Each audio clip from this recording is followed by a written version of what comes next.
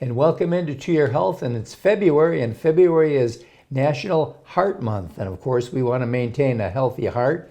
And we're going to be doing some shows with some doctors that talk to you about how you can tell if you're having problems with your heart. But the main thing you need to do in the last week of this month, we're going to be talking about how do you maintain a healthy heart. Well, we're going to start with Carl Schmidt with the Herb Shop. And Carl, basically, your heart needs to be fed as well as other parts of your body. Is that not true? Yes, definitely. When in holistic natural care, we don't just look at a single organ, the heart, and identify only its issues. And then what I'm trying to say is in medicine and healthcare, they compartmentalize things. So they'll have a heart cardiologist, but then they may have a vascular doctor that looks for the blood vessels. Right. And then they may have a pulmonary, a lung doctor, or they may have a renal doctor for kidneys. So they keep, having their own department, if you will, and the body is unified. The old all these interconnect. Right, the Yes. old song, the knee bone's connected to the hip bone, the hip bone, Right. and so on. So it's all connected. In holistic and natural health, we look at that connection between different body systems. Because if one system's compromised, another system can be compromised. But when specifically in the heart, it's the most important muscle you have. It works all day, every day, and it can cause the blood pressure, of course, to get high, and that can threaten other organs. Blood vessels can pop, if you will, or break or bleed when the pressure is maintained too high, and the heart can get enlarged if it works too hard, too long. So there can be all these complications. So nutrients that target heart function, the most common are related to nitric oxide. But there are some do's and don'ts when it comes to nitric oxide. If you have an autoimmune condition, for example, like thyroid issue, Hashimoto's or lupus or Sjogren's, there's hundreds of autoimmunes, rheumatoid arthritis.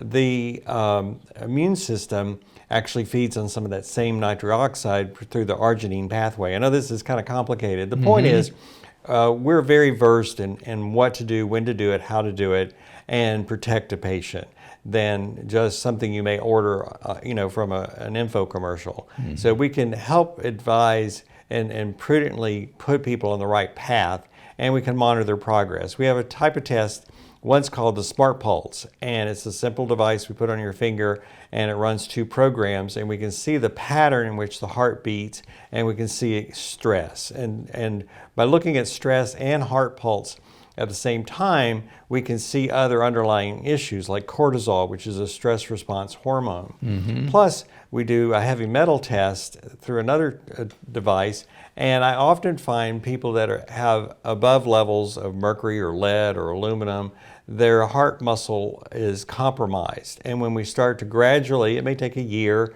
to gradually pull and bind with these heavy metals in a prudent strategy, we get better heart response. So the irregularity in the heart can be a problem as a result of being exposed to toxins, particularly heavy metals. And we can monitor that change. And I've had people that had a bad reading on their heart pulse, and when we prudently worked on heavy metals over a period of time, their heart pulse got better. So we see supporting the heart and cardiac, and there's very specific targeted supplements for the blood vessels, the blood flow, the artery walls. There's lots of nuances to that.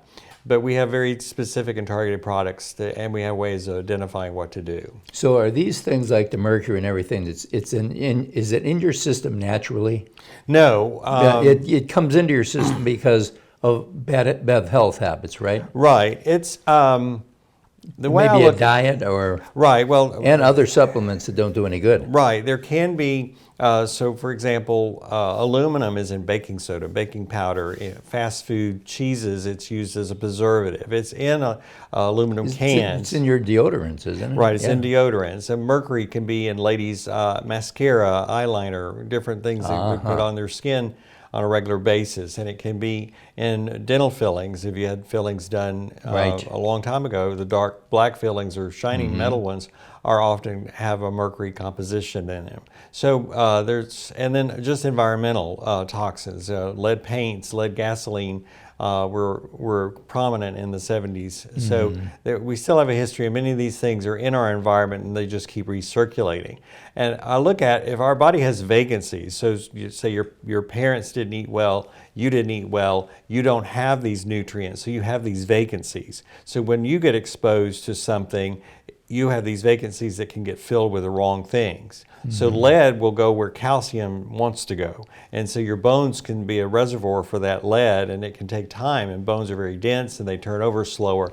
So they may take time to get the lead out of the body, and its effects can be, slowly dealt with so that we don't set you back and we just work on moving forward. So there's a lot of nuances and details of how we analyze and how we move forward to help somebody gain the best health possible. And you mentioned something like the mascara, things that we put on our skin. Our skin is our largest organ, right? Right. And we have skin all over our body, so you have to be careful what you're putting on because the skin will ingest it, and then it becomes part of your system. Right, right.